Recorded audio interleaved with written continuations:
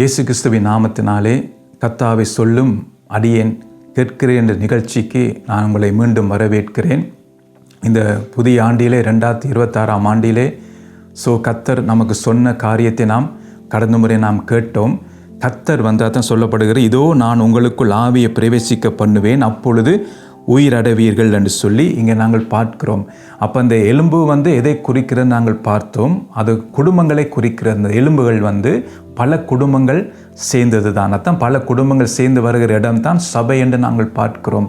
அப்போ இந்த நாட்களிலே இன்றைக்கு எப்படி எசேக்கியேலுக்கு ஆண்டவர் அந்த பள்ளத்தாக்கின் இடத்திலே கொண்டு போய் அது எல்லாத்தையும் காட்டினாரோ, அதே போல தான் இன்றைக்கு சபைகள், குடும்பங்கள், வாலிபர்கள், பிள்ளைகள் எல்லாம் பார்க்கும்போது உழந்து போயின்னு இருக்கிறது. வெளித்தோட்டத்தில் எல்லாம் நடக்கிறது, ஆராதனை நடக்கிறது, ஜெபங்கள் நடக்கிறது. பாருங்கள், பல காரியங்கள் கிறிஸ்துவுக்கென்று பல காரியங்கள் நடக்கிறது. ஆனால் கவலைக்குரிய விஷயம் என்னென்றால், பாருங்கள், எசேக்கியேல் பார்க்கும்போது அதெல்லாம் உழந்து போய் இருக்கிறது. அப்போ இன்றைக்கும் பார்த்தீங்கன்னா இந்த குடும்பங்கள், வாலிபர்கள், பிள்ளைகள், சபைகள், ஊழியக்காரர் எல்லாரும் இந்த நிலைமையில தான் காணப்படுகிறார்கள். உழந்து போன நிலைமை.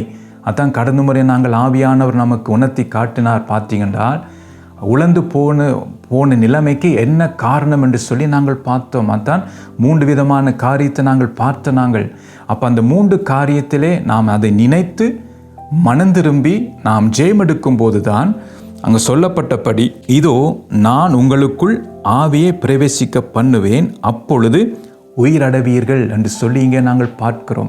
அப்போ நம்முடைய வாழ்க்கையிலே இந்த ஆண்டிலே நம்முடைய குடும்ப உறவுகள், பாருங்கள், சபை நிலைமை அதெல்லாம் உயிரடைய வேணுமென்றால், இன்றைக்கு சபையெல்லாம் பாலாய் கிடக்கிறது. இன்றைக்கு சபை பார்த்தீங்கன்னா கர்த்தர் விரும்பத்தக்க விதமாக இன்றைக்கு சபையை பார்க்க முடியலை. இன்றைக்கு பாருங்கள், சண்டைகள், குழப்பங்கள், வாக்குவாதங்கள், பிரிவினைகள், போட்டி பொறாமைகள், நான் பெரியவன் நீ பெரியவன், பாருங்கள், பதவி ஆசைகள், இப்படி பல காரியங்களை இன்றைக்கு நாம் சபைகளுக்குள் பார்க்குறோம். பல சபைகளிலே இப்படியான காரியங்கள் காணப்படும். இதெல்லாம் உழந்து போன நிலைமை. அப்போ கர்த்தர் விரும்பத்தக்க விதமாக இன்றைக்கு சபை காணப்படவில்லை. அதாவது மணவாட்டி தன்னை அலங்கரித்து கொள்ளவில்லை. மணவாளனை சந்திக்கத்தக்க விதத்தில் இன்றைக்கு மணவாட்டி இல்லை. அப்போ அந்த நிலை தான் உழந்து போன நிலைமை. அப்போ இதை நான் பார்த்தீங்கன்னா மேற்கொள்ள வேண்டும். அதான் நாங்கள் ஒன்றொன்றா கற்றுக்கொண்டு வருகிறோம். முதல் நாங்கள் என்ன பார்த்தோம்னா பழக்க வழக்கம். அப்போ இன்றைக்கு எல்லா இடங்களிலும் இந்த பழக்க வழக்கம் இருக்கிறது. 2வது பார்த்தோம்னா கர்த்தருடைய வார்த்தையை கேட்கிறார்கள், வாசிக்கிறார்கள், பிரசங்கம் பண்ணுகிறார்கள். ஆனால் அந்த வார்த்தையின்படி கை கொள்வதில்லை. அந்த வார்த்தையின்படி அவங்களுடைய வாழ்க்கையை வாழ்வதில்லை. 3வது பார்த்தீங்கன்னா அவங்களுடைய இருதயம் பொருளாசையினால் நிறைந்திருக்கிறது. பாருங்கள், இருதயம் எப்படி பொருளாசையை பின்பற்றும் என்று சொல்லி உங்களை நான் காட்ட விரும்புகிறேன். எப்படி நம்முடைய இருதயம் ஒரு காலத்திலே கர்த்தருடைய வார்த்தையை வாஞ்சித்த இருதயம், கர்த்தரை வாஞ்சித்த இருதயம், அதான் வாஞ்சிய தாகத்தோடும் வாஞ்சியோடு நாம் கர்த்தரை தேடினோம். அதான் ஆதில் கொண்டிருந்த அன்பை விட்டா என்று உன் பேரில் எனக்கு குறை உண்டு என்று சொல்லி நாங்கள் வெளிப்படுத்தல் 2ஆம் அதிகாரத்தில் நாங்கள் பார்த்தோம்.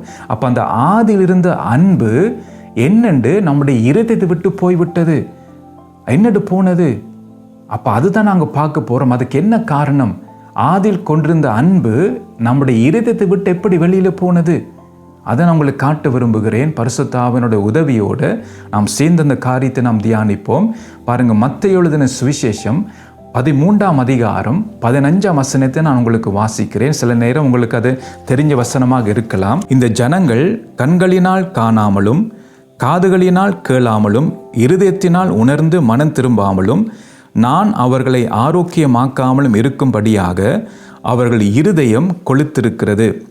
காதால் மந்தமாய் கேட்டு தங்கள் கண்களை மூடிக்கொண்டார்கள் என்பதே என்று சொல்லி இங்கே நாங்கள் பார்க்கிறோம். அப்போ இந்த வசனத்தின்படி பார்க்கும்போது பாருங்கள், நம்முடைய இருதயம் பாருங்க என்ன பொருளாசையை பின்பற்றுவதற்கு என்ன காரணம் என்றால், பாருங்கள் இதில் என்ன நாங்கள் பார்க்கிறோம்.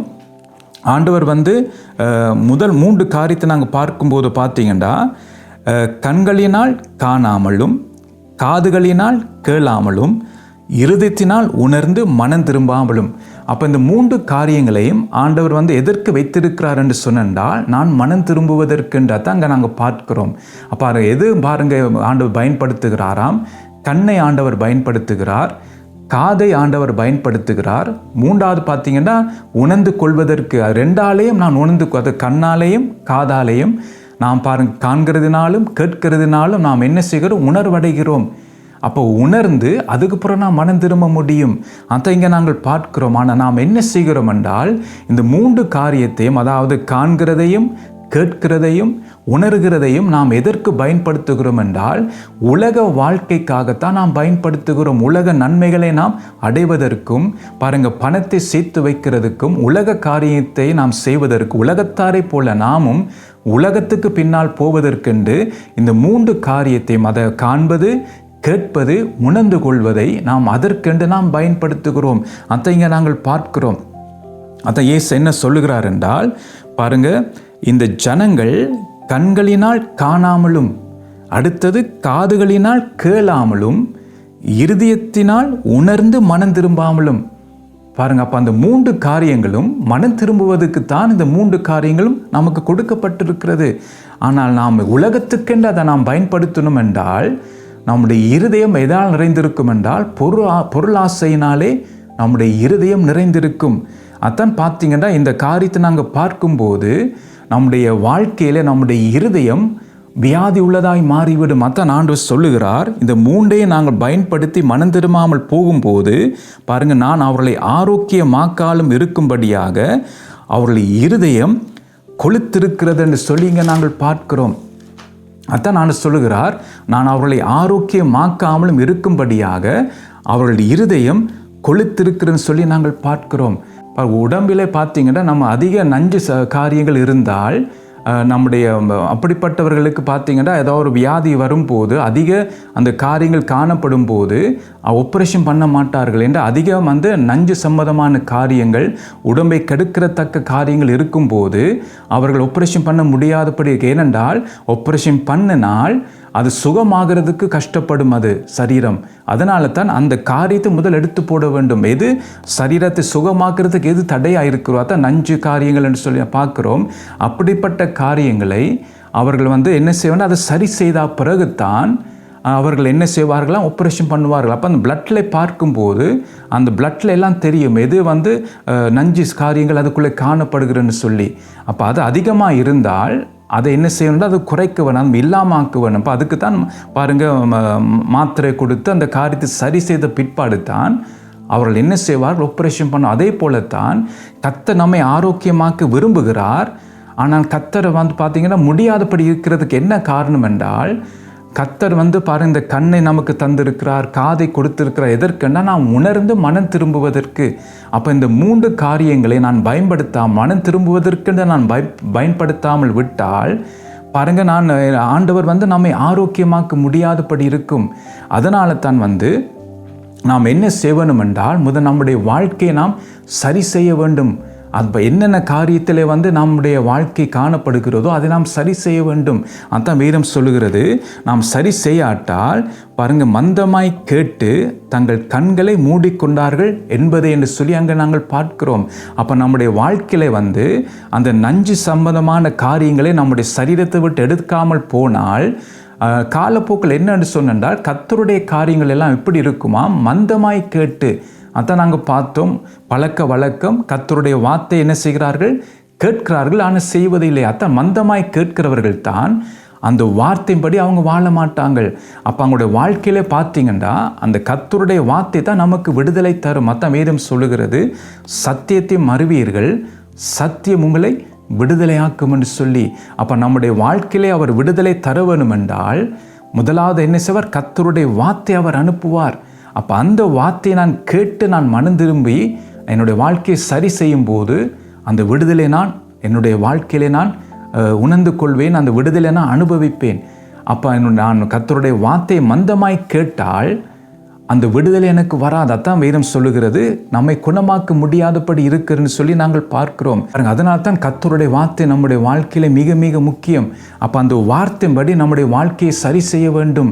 அப்போ சரி செய்வது தான் பார்த்தீங்கன்னா, நம்முடைய உடம்பிலே காணப்படுகிற அந்த நஞ்சு கேட்ட காரியங்கள், நஞ்சு சம்பந்தமான காரியங்கள், அது எல்லாவற்றையும் நாம் எடுத்து போட வேண்டும்.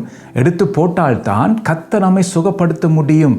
அப்போ தான் கர்த்தருடைய வார்த்தை நமக்குள் அந்த பலன் கொள்ளும். கர்த்தருடைய வார்த்தை நமக்குள் கிரியை உண்டாக்கும். கர்த்தர் விரும்புவதை நம்முடைய வாழ்க்கையில் அவர் செய்ய முடியும். அப்போ முதலாவது நாம் என்ன செய்ய வேண்டும் என்றால், நம்முடைய வாழ்க்கை நாம் சரிப்படுத்த வேண்டும். அப்போ என்னுடைய இருதயம் கொளுத்திருக்கிறது காரணம் என்னென்று சொல்லி நாங்கள் பார்த்தோம். அப்போ அதெல்லாம் நாம் சரி செய்ய வேண்டும். அப்போ கர்த்தருடைய வார்த்தையை நாம் சரியாக நாம் கவனித்து கேட்டு அந்த காரியத்தை நாம் செயல்படுத்தினால்தான் நம்முடைய வாழ்க்கையில் விடுதலை வரும். பாருங்க, அருமையான ஒரு வார்த்தை சங்கீதத்தில் எழுதியிருக்கிறது. அதை நான் உங்களுக்கு வாசிக்கிறேன். சங்கீதம் 107, 19, 20 வசனங்களை நான் உங்களுக்கு வாசிக்கிறேன். தங்கள் ஆபத்திலே கர்த்தரை நோக்கி கூப்பிடுகிறார்கள். அவர்கள் இக்கட்டுகளுக்கு அவர்களை நீங்களாக்கி இரட்சிக்கிறார். அவர் தமது வசனத்தை அனுப்பி அவர்களை குணமாக்கி அவர்களை அழிவுக்கு தப்புவிக்கிறார் என்று சொல்லி இங்கே நாங்கள் பார்க்கிறோம். அப்போ ஆண்டவர் என்ன செய்கிறார் பார்த்தீங்கன்னா, தம்முடைய வார்த்தையை அனுப்பி நாம் இருக்கிற அந்த சூழ்நிலையிலிருந்து நம்மை தப்புவிக்கிறார். அப்போ அதனால தான் நாம் என்ன செய்யணும் என்றால், நாம் நம்முடைய கண்ணினால், நம்முடைய காது, நம்முடைய கண் அதெல்லாம் பார்த்திங்கன்னா நாம் உணர்வடைவதற்கு நாம் பயன்படுத்த வேண்டும். அப்போ நாம் பாருங்கள், கர்த்தருடைய சமூகத்துக்கு போகிறோம், ஆனால் மந்தமாய் கர்த்தருடைய வார்த்தையை கேட்டோம் என்று சொன்னால் கர்த்தர் நம்முடைய வாழ்க்கையிலே செய்ய வேண்டிய அந்த விடுதலை, செய்ய வேண்டிய அந்த அற்புதங்கள் நம்முடைய வாழ்க்கையில் நாங்கள் பெற முடியாதபடிக்கு இருக்கும். அதனால தான் இந்த காரியத்தை நாம் கவனமாக இருந்து நாம் சரி செய்வோம் நம்முடைய வாழ்க்கையை. பாருங்கள், அதனால் தான் பார்த்தீங்கன்னா கர்த்தருடைய வார்த்தையை எடுத்து என்னுடைய வாழ்க்கையும் கர்த்தருடைய வார்த்தையின்படி சரியாக இருக்கான்னு சொல்லி நாம் பரிசோதிக்க வேண்டும். பாருங்க, அதான் இரத்தத்தை எடுத்து பார்த்தால்தான் இரத்தத்தில் என்னென்ன காரியங்கள் இருக்குது, உடம்பில் என்னென்ன காரியங்கள், உடம்புக்கு என்ன பாதிப்பு கொண்டு வருகிறது, என்னென்ன நஞ்சு சம்பந்தமான காரியங்கள் உடம்பில் இருக்குன்னு சொல்லி அந்த இரத்தத்தின் மூலமாக நாம் அறிய முடியும்.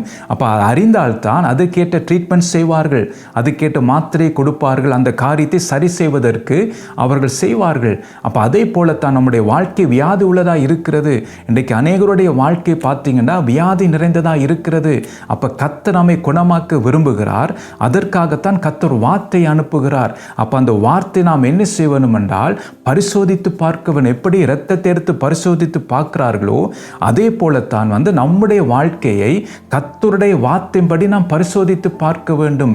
அப்போ நான் பரிசோதித்தால்தான் நான் எந்த நிலைமையில இருக்கிறேன் என்று சொல்லி அப்போ தான் எனக்கு தெரிய வரும். அப்போ தெரிய வரும்போது தான் நான் கர்த்தருடைய வார்த்தையின்படி என்னுடைய வாழ்க்கையை நான் சரி செய்ய முடியும். அதான் மனம் திரும்புவது. அப்போ நான் மனம் திரும்பும் போது தான் கர்த்தருடைய வார்த்தை எனக்குள் கிரியை செய்யும். அப்போ அந்த வார்த்தை வல்லமாக எனக்குள் புறப்பட்டு அதான் சங்கீதம் 107:20 சொல்லுகிறபடி அவர் தமது வசனத்தை அனுப்பி அவர்களை குணமாக்கி அவர்களை அழிவுக்கு தப்புவிக்கிறார். அப்போ நம்முடைய வாழ்க்கையிலே பாருங்கள், நம்மை அழிக்கிறதுக்கு, நம்மை கெடுக்கிறதுக்கு என்னென்ன காரியம் நமக்குள் இருக்கிறதோ அந்த எல்லா காரியத்தையும் நம்மை விட்டு எடுத்து போட்டு நம்மை தப்புவிப்பார்னு சொல்லி தான் நாங்கள் பார்க்கிறோம். அப்போ அதற்காகத்தான் கர்த்தருடைய வார்த்தை ஒவ்வொரு கிறிஸ்தவர்களுக்கும் கர்த்தருடைய வார்த்தை மிக மிக முக்கியம். அது முதலிடமாக இன்றைக்கு அநேகருக்கு இருக்க வேண்டும் இன்றைக்கு கர்த்தருடைய வார்த்தை. ஆனால் கவலைக்குரிய விஷயம் என்னவென்று சொன்னால், கர்த்தருடைய வார்த்தை நாம் பின்னுக்கு போட்டு விட்டோம். இன்றைக்கு உலக காரியங்கள் பாருங்க, படிப்பு, பணம், இப்படி உலக காரியங்கள், உலக மேன்மையெல்லாம் இன்றைக்கு பல கிறிஸ்தவர்களுக்கு அது முதலிடமாக காணப்படுகிறது. கர்த்தருடைய வார்த்தை இன்றைக்கு பார்த்தீங்கன்னா 2வது இடமாக போய்விட்டது. அது பின்னுக்கு போட்டு விட்டார்கள் கர்த்தருடைய வார்த்தை. அதனால தான் இன்றைக்கு அநேகருடைய வாழ்க்கை உழந்து போய் அதாலே வருகிற அந்த விபரீதம் என்னென்றால், இன்றைக்கு அநேகருடைய கிறிஸ்தவ வாழ்க்கை, ஆவிக்குரிய வாழ்க்கை வியாதி உள்ளதாய் காணப்படுகிறது. அப்போ கர்த்தர் நம்மை குணமாக்க விரும்புகிறார். ஆனால் குணமாக்க அவர் ரெடியாக இருக்கிறார். ஆனால் இன்றைக்கு வியாதி உள்ளவர்கள் கர்த்தர் செய்ய வேண்டிய அந்த ட்ரீட்மெண்ட் அதை செய்வதற்கு நாம் விட்டு கொடுப்பதில்லை. நம்ம இரத்தத்தை எடுத்து பரிசோதித்து பார்த்தால் தான் டாக்டருக்கு தெரியும் எந்த மாத்திரையை கொடுக்க முடியும் என்று சொல்லி. அப்போ அந்த வேலையை செய்வதற்கு நாம் விட்டு கொடுப்பதில்லை. அப்போ அதுதான் மிக முக்கியம். நம்மை பரிசோதித்து பார்த்து நாம் மனம் திரும்ப வேண்டும். அதான் வெளிப்படுத்தி சொல்லப்பட்டிருக்கு, மனம் திரும்ப வேண்டும், அடுத்தது ஜெயம் கொள்ள வேண்டும் என்று சொல்லி நாங்கள் பார்க்கிறோம். பாருங்கள், நாம் அப்படி மனம் திரும்பாமல் போகும்போது பாருங்கள், கர்த்தருடைய வார்த்தை வருகிறது, அதுக்கு செவி கொடுக்காமல், கீழ்ப்படியாமல், நம்மை நாமே பரிசோதித்து பார்க்காமல் நம்முடைய இருதயத்தை கடினப்படுத்தினால் அடுத்தது என்ன நடக்கும் என்று சொல்லி நான் உங்களை காட்ட விரும்புகிறேன். அதை நாம் கற்றுக்கொள்ள வேண்டும். அப்போ நம்முடைய நிலைமை எப்படி இருக்குன்னு சொல்லி நாம் கர்த்தருடைய ஆவியானவர் ஒன்றொன்றாக நமக்கு சொல்லி கொண்டு வருகிறார். அப்போ இதன்படி நம்முடைய வாழ்க்கை எப்படி இருக்குன்னு சொல்லி நாம் பரிசோதித்து நாம் நம்முடைய வாழ்க்கையை நாம் சரி செய்ய வேண்டும். அதனால்தான் ஆவியானவர் நம்மோடு பேசிக்கொண்டிருக்கிறார். ஆகவே இந்த காரியங்களை கவனமாய்க்கு செவி கொடுங்கள். என்ற இனி காலம் செல்லாது, இயேசு கிறிஸ்துவின் வருகை சீக்கிரமாக இருக்கிறது. ஆகவே பாருங்கள், நம்முடைய தனிப்பட்ட வாழ்க்கையை நாம் ஆயத்தப்படுத்த வேண்டும். பாருங்கள், நோவாவுக்கு வரும் காலத்தை குறித்து பெற்ற பிறகு அவர் முதல் என்ன செய்கிறார்? தன் பயபக்தி உள்ளவராய் மாறுகிறார். தன்னுடைய வாழ்க்கையை அவர் பரிசோதித்து சரி செய்கிறார். அதுக்கு பிற்பாடு குடும்பத்தை ரட்சிக்கிறதுக்கு பேழை உண்டு பண்ணுகிறார். அப்போ இதுதான் நானும் நீங்களும் இந்த கடைசி காலத்திலே, இந்த 2026ஆம் ஆண்டிலே நானும் நீங்களும் நோவாவை போலத்தான் இந்த காரியத்தை நாம் செய்வேன். அப்பதான் உலகத்தை நோக்கி வருகிற இந்த ஆபத்துக்கும் உலகத்தை நோக்கி வருகிற இந்த சோதனை காலத்துக்கு நாம் தப்ப வேண்டும் என்றால், நோவா எப்படி செயல்பட்டாரோ அதே போலத்தான் நானும் நீங்களும் செயல்பட வேண்டும் என்று அவர் எப்படி செய்தார் பாருங்கள். நோவா தற்காலத்திலே வரும் காலத்தை குறித்து தேவெச்சரிப்பு பெற்று பயபக்தி உள்ளவனாகி தன் குடும்பத்தை ரட்சிக்கிறதுக்கு பேழை உண்டு பண்ணினான். அப்புறம் பார்த்தீங்கன்னா அவர் நீதியை பிரசங்கித்தார்னு சொல்லி நாங்கள் பார்க்கிறோம். 3 காரியத்தை அவர் செய்கிறார். அப்போ இந்த 3 காரியங்களும் நம்முடைய வாழ்க்கையிலே, ஒவ்வொருவருடைய குடும்ப வாழ்க்கையிலே இந்த 3 காரியத்தை நாம் நடப்பிக்க வேண்டும். அதான் ஆண்டவர் நம்மோடு பேசி கொண்டிருக்கிறார். பாருங்க, எசேக்கியேல் 8ஆம் அதிகாரம் 16ஆம் வசனத்தை நான் வாசிப்போம். அதில் நாங்கள் பார்த்து, கர்த்தருடைய வார்த்தைக்கு செவி கொடுக்காமல் நம்முடைய இருதயத்தை கடினப்படுத்தி கொண்டிருந்தால் என்ன நடக்கும்னு சொல்லி தான் அந்த வசனம் சொல்லுகிறது. அதை நாம் வாசிப்போம். என்னை கர்த்தருடைய ஆலயத்தின் உட்பிராகாரத்திலே கொண்டு போனார். இதோ கர்த்தருடைய ஆலயத்தின் வாசல் நடையிலே மண்டபத்துக்கும் பலிபீடத்துக்கும் நடுவே ஏறக்குறைய 25 புருஷர் தங்கள் முதுகை கர்த்தருடைய ஆலயத்துக்கும் தங்கள் முகத்தை கீழ்த்திசை நேராக திருப்பினவர்களாய் கிழக்கே இருக்கும் சூரியனை நமஸ்கரித்தார்கள் என்று சொல்லி நாங்கள் பார்க்கிறோம். அப்போ பாருங்க, அப்போ கர்த்தர் நம்மை குணமாக்க விரும்புகிறார், நம்மை ஆரோக்கியமாக்க விரும்புகிறார். நாம் இன்றைக்கு நம்முடைய ஆவிக்குரிய வாழ்க்கை, நம்முடைய குடும்ப வாழ்க்கை, இன்றைக்கு பிள்ளைகளின் வாழ்க்கை, இன்றைக்கு சபையின் நிலைமை எப்படி இருக்காம்? அது வியாதி உள்ளதாக இருக்கிறது. அப்போ கர்த்தர் நம்மை குணமாக்க விரும்புகிறார். ஆனால் நாம் அதுக்கு கீழ்ப்படியாமல் கர்த்தருடைய வார்த்தைக்கு செவி கொடுத்து அதன்படி நம்முடைய வாழ்க்கையை சரி செய்து பரிசோதித்து சரி செய்யாமல் போனால், மனம் திரும்பாமல் போனால் என்ன நடக்கும் என்ற இங்கே சொல்லப்படுகிறது. பாருங்க, அவர்கள் எல்லாரும் ஆலயத்து உட்பிரகாரத்திலே கொண்டு போனான்னு சொல்லி பார்க்கிறோம். இதோ கர்த்தருடைய ஆலயத்தின் வாசல் நடையிலே மண்டபத்துக்கும் பலிபீடத்துக்கும் நடுவே ஏறக்குறைய 25 புருஷர் பார்த்தீங்கன்னா ஆலயத்துக்குள்ளே தான் இருக்கிறாருங்க. பாருங்க, ஊழியம் செய்கிறாங்க, எல்லாம் செய்கிறாங்க. ஆனால் ஒரு கவலைக்குரிய விஷயம் என்னென்றால் என்ன சொல்லப்படுகிறது? தங்கள் முதுகை கர்த்தருடைய ஆலயத்துக்கும் தங்கள் முகத்தை கீழ்த்திசைக்கு நேராக திருப்பினவர்களாய் கிழக்கே இருக்கும் சூரியனை நமஸ்கரித்தார்கள். அப்போ சூரியன் பாருங்க உலகத்துக்குரிய காரியம். சூரியன் உலகத்துக்கு கொடுக்கப்பட்ட உலக காரியங்கள் என்றால் சூரியனை வைத்து தான் உலகமே அசைகிறது. பாருங்க, அப்போ சூரியனை நமஸ்கரித்தார்கள். அப்போ என்ன நாங்கள் கற்றுக்கொள்ளுகிறோம் என்றால், கர்த்தருக்கு பாருங்க முகத்தை காட்டாமல் கர்த்தருக்கு முன்பாக நிற்காம, அதான் முகம், நம்முடைய முகம் கர்த்தருக்கு முன்பாக நிற்காம தான் தாவீது சொல்லுகிறார், கர்த்தரை எப்பொழுதும் எனக்கு முன்பாக நான் வைத்திருக்கிறேன். அப்போ என்ன அர்த்தம் என்றால், கர்த்தருக்கு முதலிடம் கொடுக்காமல் அவர்கள் என்ன செய்கிறார்கள்? சூரியனை நமஸ்கரிக்கிறார்கள். அப்போ சூரியனுக்கு முதலிடம் கொடுக்கிறார்கள். சூரியன் என்றால் உலக காரியங்கள், உலக காரியங்களுக்கு பின்னால் போகிறார்கள், அதுக்கு முதலிடம் கொடுக்கிறார்கள். கர்த்தருக்கு அந்த நேரம் என்ன செய்கிறார்கள்? முதுகை காட்டுகிறார்கள். அப்போ பிசாசு பாருங்க எப்படி இயேசுவை சோதிக்கிறான் என்றால், உயர்ந்த உச்சியிலே மலையிலே கொண்டு போய் நீர் தாழ விழுந்தால் இவை எல்லாம் உமக்கு நான் தருவேன். பாருங்க, உலக மகிமை, உலக மேன்மையை காட்டுகிறான். அப்போ நீர் ஒன்றை செய்ய வேண்டும், நீர் என்னை தாழ பணிந்து கொள்ள வேண்டும். அப்போ நீர் தாழ பணிந்து கொண்டால் இவை எல்லாம் நான் உமக்கு தருவேன். அதான் பார்க்குறோம். அப்போ உலகத்துக்கு பின்னால் நாங்கள் போனோம், உலகத்துக்கு நாம் பாருங்கள் நம்முடைய முகத்தை நாம் காட்டணும் என்றால், அதாவது முதலிடம் கொடுத்தோம் என்றால், அப்போ அதே நேரம் நாம் என்ன செய்வோம் என்றால் ஆண்டவருக்கு நாம் முதுகை காட்டுவோம். எப்போ ஒரு குடும்பம், எப்போ ஒரு சபை, எப்போ பார்த்தீங்கன்னா ஒரு தனிப்பட்ட நபர் உலகத்துக்கு முதலிடம் கொடுக்கிறார்களோ, அந்த கொடுக்கிற அந்த தருணத்திலே, அந்த நேரத்திலே அவர்கள் முதுகை காட்டுகிறார்கள் கர்த்தருக்கு. மறந்து போகாதீங்க. எப்போ நீங்கள் உங்களுக்கு பணத்துக்கு முதலிடம் கொடுக்குறீங்களோ அந்த நேரம் நீங்கள் ஆண்டவருக்கு முதுகை காட்டி கொண்டிருக்கிறீங்க. எப்போ பிள்ளைகளுடைய படிப்புக்கு நீங்கள் முதலிடம் கொடுக்குறீங்களோ அந்த நேரம் நீங்கள் ஆண்டவருக்கு முதுகை காட்டி கொண்டிருக்கிறீங்க. அதான் இங்கே சொல்லப்படுகிறது. அப்போ பார்த்தீங்கன்னா நம்முடைய வாழ்க்கையிலே அந்த மனம் திரும்புதல் நம்முடைய வாழ்க்கையிலே வராவிட்டால் கர்த்தர் நம்மை ஆரோக்கியமாக்க முடியாதபடி இருக்கும் என்று அவர் தம்முடைய வார்த்தை தான் அனுப்புவார். அதான் நாங்கள் பார்த்தோம் சங்கீதம் 107:20 அந்த வார்த்தை அனுப்பிதான் அவர் நமக்கு விடுதலை தருவார். அதான் சத்தியத்தை அறிவீர்கள், சத்தியம்தான் உங்களை விடுதலையாக்கும். அப்போ அந்த விடுதலை நமக்கு வேணுமென்றால் நாம் என்ன செய்ய வேண்டும் என்றால் கர்த்தருக்கு நாம் முதலிடம் கொடுக்க வேண்டும். என்னுடைய வாழ்க்கையிலே கர்த்தர் முதலிடமாக இருக்க வேண்டும். அவருக்கு நான் முதுகை காட்டக்கூடாது. எந்த விஷயத்திலும் நான் அவருக்கு முதுகை காட்டக்கூடாது. அப்போ பாருங்க, இவங்க பாருங்க ஆலயத்துக்குள் தான் இருக்கிறாங்க. ஆனால் அவங்க என்ன செய்கிறாங்கன்னு சொன்னால் கர்த்தருக்கு முதுகை காட்டிக்கொண்டு சூரியனை நமஸ்கரித்து கொண்டு இருக்கிறார்கள். அப்போ இன்றைக்கு சபையின் நிலைமை, குடும்பத்தின் நிலைமை இப்படி தான் இருக்கிறதுன்னு சொல்லி கர்த்தருடைய ஆவியானவர் உணர்த்தினார். அப்போ இதுதான் இந்த காரியங்களுக்காகத்தான் ஜெபிக்க என்னை தூண்டினார். அப்போ சபை நிலைமை இப்படி தான் இருக்குன்னு சொல்லி எனக்கு காட்டினார் இந்த காரியங்களை. அப்போ இதற்காகத்தான் பாரம் பட்டு நான் ஜெபித்து கொண்டு இருக்கிறேன். சபைகளுக்காக, குடும்பங்களுக்காக. இன்றைக்கு அநேக பார்த்தீங்கன்னா கர்த்தருக்கு முதலிடம் கொடுக்கிறதை விட்டுட்டு இன்றைக்கு பார்த்தீங்கன்னா உலகத்துக்கு முதலிடம் கொடுக்கிறார்கள். பல பெற்றோர் பிள்ளைகளை படிப்பு காரியத்துக்காக கர்த்தருடைய காரியத்தை அலட்சியம் பண்ணுகிறார்கள். கர்த்தருக்கே முதுகை காட்டி இன்றைக்கு படிப்புக்கு முதலிடம் கொடுக்கிறார்கள். அப்போ ஒவ்வொரு முறையும் கர்த்தருக்கு நீங்கள் முதுகை காட்டுற போது நீங்கள் கவனமாக இருக்க வேண்டும். எப்போ நீங்கள் உலக காரியங்களுக்கு நீங்கள் முதலிடம் கொடுக்குறீங்களோ, அது பணமாக இருக்கலாம், படிப்பாக இருக்கலாம், அதே நேரத்திலே நீங்கள் பாருங்கள் கர்த்தருக்கு முதுகை காட்டுறீங்கன்னு மறந்து போகாதீங்க.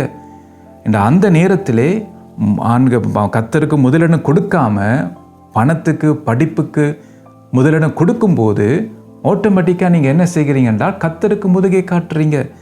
அதை நீங்கள் நாங்கள் பார்க்கிறோம் இந்த காரியத்தை பாருங்கள். அப்போ இந்த நிலைமையிலிருந்து நாம் மனம் திரும்ப வேணும் என்று சொல்லி தான் நாங்கள் பார்க்கிறோம். அப்போ இதுதான் ஆண்டவர் சொல்லுகிறார், இந்த காரியத்திலிருந்து நாம் மனம் திரும்ப வேணும் என்று சொல்லி. அப்போ இதை தான் கர்த்தர் எனக்கு உணர்த்தினார் இந்த காரியத்தை சொல்லும்படியாக. இன்றைக்கு இந்த 2026 நாங்கள் வந்திருக்கிறோம் பாருங்கள். இந்த ஆண்டு பார்த்தீங்கன்னா வெகு சீக்கிரத்தில் இது போகும். 2025 பாருங்கள் எவ்வளோ சீக்கிரமாக கடந்து வந்துட்டோம் என்று சொல்லி பாருங்கள். இப்போ ஜனவரி மாதம் நிற்கிறோம் நாம் பாருங்கள். அப்போ ஒவ்வொரு மாதம் கடந்து போய்கொண்டிருக்கும். அப்போ எப்போ பாருங்கள் உலகத்தில் பார்த்தீங்கன்னா என்ன எது நடக்குதுன்னு தெரியாத சூழ்நிலை. எப்போ யுத்தம் ஆரம்பிக்க போகிறோன்னு தெரியாது என்றால் யுத்தம் துவங்கத்தக்க விதமாக இன்றைக்கு எல்லா சூழ்நிலையும் இருக்கிறது. அப்பண்டை நானும் நீங்களும் தப்ப வேண்டும் என்றால் நாம் செய்ய வேண்டிய காரியத்தை செய்ய வேண்டும். நம்மை பரிசோதித்து பார்க்க வேண்டும். அப்போ கர்த்தர் நம்மை உயிர்ப்பிக்க விரும்புகிறார். அந்த உலர்ந்து போன அந்த எலும்புகளை அதை சீக்கிரம் நாங்கள் பார்க்குறோம். 37ஆம் அதிகாரத்திலே கர்த்தர் நம்மை உயிர்ப்பிக்க விரும்புகிறார் அந்த நிலையில இருந்து. ஆனால் அந்த உலர்ந்து போனது காரணத்தை ஆண்டவர் காட்டுகிறார். ஏன் இன்றைக்கு ஜனங்கள், இன்றைக்கு குடும்பங்கள், வாலிபர்கள், சபைகள் ஏன் உலர்ந்து போயிருக்கிறார்கள்? அத்தன் காரியத்தை நாங்கள் பார்த்தோம். அப்போ இந்த காரியத்தை நாம் சரி செய்ய வேண்டும். இதை நாம் ஜெயிக்க வேண்டும். அப்போ இதை ஜெயித்தால்தான் மீட்கப்படும் நாள் வரும்போது, அந்த எக்கால தொனி தொனிக்கும் போது நானும் நீங்களும் ஒரு இமைப்பொழுதிலே நாம் மறுரூபமாக முடியும். நம்முடைய மணவாளனுக்கு எதிர்நோக்கி நாங்கள் போக முடியும். ஆட்டுக்குட்டியின் கல்யாணத்துக்கு நாங்கள் பங்கு பெற முடியும். அப்போ சபை எடுத்துக்கொள்ளப்பட்ட பிற்பாடு ஆண்டவர் சொல்லுகிற வார்த்தையின்படி அந்த கிறிஸ்துவின் ஆட்சி இங்கே இருக்கிறோம் பாருங்க. அப்போ இதெல்லாம் நாம் தப்ப வேண்டும். அதனால தான் ஆவியானவர் இன்றைக்கு நம்மோடு பேசி கொண்டிருக்கிறார். கர்த்தர் நம்மை உயிர்ப்பிக்க விரும்புகிறார். அத்தன் ஆண்டவர் கேட்டால் இந்த எலும்பு உயிரடையுமான்னு சொல்லி. என்றால் நம்முடைய நிலைமை பார்த்தால் அப்படி தான் இருக்குது. இன்றைக்கு பாருங்கள் சபை பாருங்கள் எப்படி இருக்குன்னு சொல்லி. சில பேருடைய கதைக்கும் சொல்லுவாங்க, முந்தி இருந்த மாதிரி இன்றைக்கு சபைகள் இல்லை, முந்தி இருந்த மாதிரி இன்றைய குடும்பங்கள் இல்லை, முந்தி இருந்த மாதிரி இன்றைய ஊழியக்காரர்கள் இல்லை, முந்தி இருந்த பாருங்கள் அந்த ஒற்றுமை இல்லை, முந்தி இருந்த ஐக்கியம் இல்லை, கர்த்தருக்காக அந்த வைராக்கியம் இன்றைக்கு இல்லை. இன்றைக்கு எல்லாம் ஏதோ ஏனோ தானோண்டு வந்து போகிறார்கள். ஏதோ ஊழியம் செய்தால் காணுமென்று இன்றைக்கு பல பேர் ஊழியம் செய்கிறார்கள். ஏதோ ஜெபித்தால் காணுமென்று இன்றைக்கு பல பேர் ஜெபிக்கிறார்கள். ஏதோ 3 அதிகாரம் பைபிள் வாசிச்சா காணும் என்று சொல்லி அதில் திருப்தியாக இருக்கிறார்கள். இன்றைக்கு அவங்களுடைய வாழ்க்கையை பார்ப்பதில்லை, சரி செய்வதில்லை, தங்கள் வாழ்க்கையை பார்ப்பதில்லை. ஆனால் அதுக்கு பதிலாக மற்றவருடைய வாழ்க்கையை பார்த்து கொண்டு கதைச்சு கொண்டிருக்கிறார்கள். அப்போ நம்முடைய வாழ்க்கையை நாம் பார்க்க வேண்டும், நம்முடைய வாழ்க்கையை நாம் சரி செய்ய வேண்டும் என்று அவருக்கு முன்பாக நாம் நிற்க வேண்டும். அப்போ அதனால தான் நாம் அவருக்கு முன்பாக நிற்கும்போது நாம் கணக்கு கொடுக்க வேண்டும். அவர் நீதியுள்ள நியாயாதிபதியாய் நம்மிடத்தில் கணக்கு கேட்பார். அப்போ அந்த நேரத்தில் நாம் என்ன சொல்ல போகிறோம், எப்படி அவருக்கு முன்பாக நான் நிற்க போகிறோம்? அப்போ நாம் அதில் கவனமாக இருக்க வேண்டும். கர்த்தர் நமக்கு தருணம் தந்திருக்கிறார், கர்த்தர் நமக்கு நல்ல வாய்ப்பை தந்திருக்கிறார். அப்போ அதை நாம் தவற விடக்கூடாது. பாருங்கள், அதை ஒவ்வொரு முறையும் நான் நினைவு கூறுவேன். பாருங்கள், அந்த ஐஸ்வர்யவான் லாசருவன்ற சம்பவத்தில் நாங்கள் பார்க்கிறோம். ஐஸ்வர்யவானுக்கு நல்ல சான்ஸ் இருந்தது, ஆனால் அவன் உலகத்தாரை போல சம்பூர்ணமாய் வாழ்ந்தான். புசிப்பென்ன, குடிப்பென்ன, ஆடம்பரமான வாழ்க்கை என்ன, அணிதினம் நல்ல உடைகள் போடுவது, உலகத்தாரை போலத்தான் அவன் இருந்தான். ஆனால் பாருங்கள், எல்லாருக்கும் மரணம் வரும். எப்படி அந்த மரணம் எப்போ வருகிறதுன்னு தெரியாது. ஆனால் எல்லாருக்கும் மரணம் நியமிக்கப்பட்டிருக்கிறது. ஆனால் அது எந்த நேரத்தில் வரும் என்று நமக்கு தெரியாது. அதனால்தான் நீங்கள் ஆயத்தமாக இருங்கள் என்று ஆண்டவர் சொல்லுகிறார். மனுஷகுமார் வர நாளையாவது நீங்கள் அறியாது இருக்கிறபடியினால் விழித்திருந்து ஜெபம் பண்ணுங்கள் என்று சொல்லுகிறார். ஆயத்தமாக இருங்கள் என்று சொல்லுகிறார். அப்போ நமக்கு எச்சரிக்கிறார் இயேசு. அப்போ அந்த எச்சரிப்பின் சத்தத்தை கேட்டு எத்தனை பேர் நாம் எச்சரிப்படைகிறோம், எத்தனை பேர் நம்மை நாங்கள் பரிசோதித்து பார்க்கிறோம், எத்தனை பேர் நாம் ஆயத்தமாக இருக்கிறோம். அப்போ நாம் இதில் கவனமாக இருக்க வேண்டும். அப்போ 2 கொரிந்தியர் 6ஆம் அதிகாரம் 1-2 உள்ள வசனங்களை வாசிச்சிங்கன்றால் கர்த்தர் நமக்கு கிருபை தந்திருக்கிறார். அது விருதாவாக பெறாதபடிக்கு நாம் எச்சரிக்கையாக இருக்க வேண்டும். என்ற கர்த்தருடைய கிருபை நாம் மனம் திரும்புபவர்களுக்கு கர்த்தருடைய கிருபை இருக்கிறது.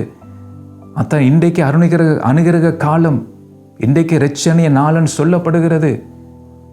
பாருங்க, அப்போ அவர் என்ன சொல்லுகிறார், அனுகிரக காலத்திலே நான் உனக்கு செவி கொடுத்து இரட்சணிய நாளிலே நான் உனக்கு உதவி செய்வேன் என்று சொல்லப்படுகிறது. அப்போ இந்த காலம் அனுகிரக காலம், இந்த காலம் இரட்சணிய நாள்.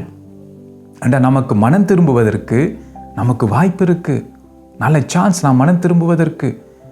பாருங்க, அந்த ஐஸ்வர்யவானுக்கு சான்ஸ் இருந்தது, தவற விட்டுட்டான். அவன் பாதாளத்திலே பாருங்க வேதனைப்பட்டு கொண்டிருக்கிறான், சான்ஸ் போய்விட்டது. ஆபிரகாமோடு பல காரியத்தை சொல்லுகிறான், ஒன்றுமே செய்ய முடியாது என்ற அந்த சான்ஸ் கடந்து போய்விட்டது. அப்போ நம்முடைய வாழ்க்கை கவனமாக இருக்க வேண்டும். அந்த சான்ஸை, அந்த வாய்ப்பை நாம் தவறவிடக்கூடாது. கடைசியாக அந்த ஐஸ்வர்யவான போல நாம் வேதனைப்பட வேண்டியதாக இருக்கும். அப்போ ஆகவே இதை கவனமாக இந்த காரியத்தை சீரியஸாக எடுத்துக்கொள்ளுங்கள். ஏனென்றால் கர்த்தருடைய வருகை சீக்கிரமாக இருக்கிறது. கர்த்தர் நம்மை உயிர்ப்பிக்க விரும்புகிறார். அப்போ நானும் நீங்களும் ஆயத்தப்பட வேண்டும். அப்போ நானும் நீங்களும் மனம் திரும்ப வேண்டும் என்ற கர்த்தர் நமக்கு வாய்ப்பு தருகிறார் மனம் திரும்புவதற்கு. அப்போ மனம் திரும்புவது கேட்ட கனிகளை நாம் கொடுக்க வேண்டும். அப்போ அதான் ஆண்டவர் எதிர்பார்க்கிறார், மனம் திரும்ப வேண்டும் என்று சொல்லி எதிர்பார்க்கிறார். அப்போ நம்முடைய வாழ்க்கையை நாம் சரி செய்யும் போது, அப்போ ஆண்டவர் வாக்கு கொடுத்தார், இந்த ஆண்டிலே அவர் என்ன செய்வார் என்று நாங்கள் அந்த வசனம் சொல்லுகிற 37:5 எசேக்கியேலே பாருங்க, கர்த்தராகிய ஆண்டவர் இந்த எலும்புகளை நோக்கி, இதோ நான் உங்களுக்குள் ஆவியை பிரவேசிக்க பண்ணுவேன், அப்பொழுது உயிரடைவீர்கள் என்று சொல்லி இங்கே நாங்கள் பார்க்கிறோம். அப்போ ஆண்டவர் பார்த்தீங்கன்னா அந்த காரியத்தை சொல்லுகிறார். அப்போ நம்முடைய வாழ்க்கையை நாம் சரி செய்யும் போது கர்த்தர் இந்த காரியத்தை செயல்படுத்துவார். அதான் இங்கே நாங்கள் பார்க்கிறோம். பாருங்கள், இந்த காரியத்தை நாம் சீரியஸாக எடுப்போம். பாருங்கள், ஆண்டவர் சொல்லுகிறார். பாருங்கள், 3ஆம் வசனம் சொல்லுகிறது 37:3 எசேக்கியேலே, அவர் என்னை நோக்கி, மனுபுத்திரனே, இந்த எலும்புகள் உயிரடையுமா என்று கேட்டார். அப்போ அவர் இந்த கேள்வியை கேட்கிறார். அப்போ உங்களுடைய வாழ்க்கையில் நீங்கள் நினைக்கிறீங்க, பல முறை நான் விழுந்து கொண்டிருக்கிறேன், இந்த பாவத்தில் விழுந்து கொண்டிருக்கிறேன், என்னால் இதில் விடுதலை பெற முடியாதபடி இருக்கிறது, நான் கர்த்தருக்கென்று எழுந்திருக்க முடியாதபடி இருக்கிறது, இதெல்லாம் சாத்தியமா? கர்த்தருக்கென்று எழுந்திருக்க முடியுமா? இந்த பாவம் எனக்கு மேற்கொண்டு கொண்டிருக்கிறது. அதை ஆண்டவர் கேட்கிறார், இந்த சூழ்நிலையிலேருந்து உன்னால் எழுந்திருக்க முடியுமான்னு கேட்கிறார் ஆண்டவர் உங்களை பார்த்து. உங்களுடைய வாழ்க்கையில் இருக்கிற அந்த சூழ்நிலை இருந்து எது உங்களுடைய வாழ்க்கையில் உழந்து போய் இருக்கிறதோ அந்த நிலையிலிருந்து நீங்கள் எழுந்திருக்க முடியுமான்னு சொல்லி ஆண்டவர் கேட்கிறார். பாருங்க, அதான் நான் எசேக்கியேல் கேட்கும்போது அவர் என்ன சொல்லுகிறார், அதற்கு நான், கர்த்தராகிய ஆண்டவரே தேவரீர் அதை அறிவீர் என்றேன். அப்போ அவருக்கு தான் தெரியும். அதுபோல தான் வார்த்தை வருகிறது. அப்பொழுது அவர், நீ இந்த எலும்புகளை குறித்து தீர்க்கதரிசனம் உரைத்து அவைகளை பார்த்து சொல்ல வேண்டியது என்னவென்றால், உலர்ந்த எலும்புகளே, கர்த்தருடைய வார்த்தையை கேளுங்கள். இதுதான் ஆண்டவர் எனக்கு சொன்னார். இந்த காரியத்தை என்னுடைய ஜனங்களுக்கு போய் சொல்லுன்னு சொன்னார் ஆண்டவர். அத்தனை இந்த வார்த்தையை உங்கள் மத்தியில் நான் கொண்டு வந்திருக்கிறேன். அப்போ இந்த உழந்து போயிருக்க நிலைமைகள், இதற்காகத்தான் பாரப்பட்டு நான் ஜெபித்து கொண்டு வருகிறேன். ஒவ்வொரு குடும்பங்கள், பிள்ளைகள், வாலிபர்கள், சபைகள், என்றால் நான் உழந்து போன நிலைமை.